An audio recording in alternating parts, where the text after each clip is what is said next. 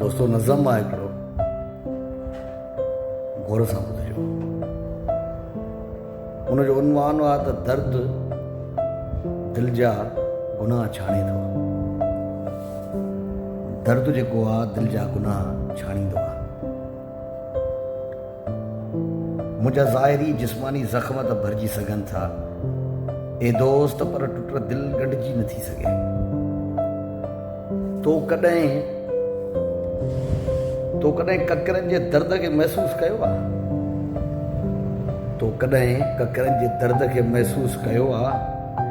जॾहिं हू बारिश जे रूप में रोअणु शुरू कंदा आहिनि, जॾहिं हू बारिश जे रूप में रोअणु शुरू कंदा आहिनि, मां नथो सम्झां त तो बर्फ़ जे ॻरण जी पीड़ा ऐं पहाड़नि जे शादीअ मां वहंदड़ आबशारनि जे रोग ऐं सोग खे मातम कंदे ॾिठो हुजे।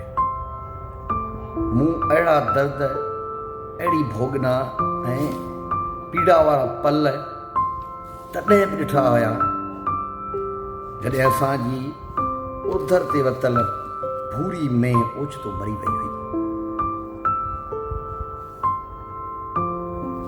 जंहिंजी वॾी ओह वारनि खीर भरियल थणनि मां मुंहिंजो पेट बि भरबो हो त मुंहिंजी भेण जी पढ़ाईअ जो ख़र्च बि निकिरंदो हुयो।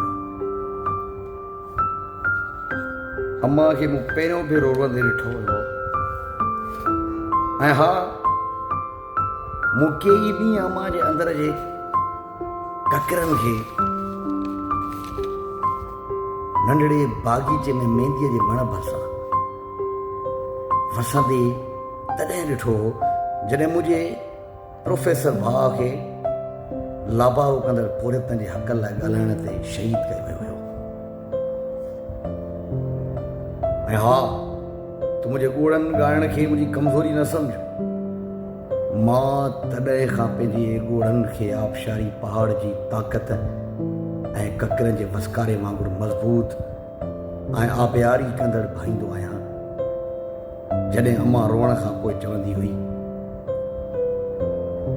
दर्द न आहे त दिलि बि कहिड़ी आहे, दर्द न आहे त दिलि बि कहिड़ी आहे पुट, दर्द दिलि जा गुनाह छाणे थो पुट, दर्द त दिलि जा गुनाह छाणे थो।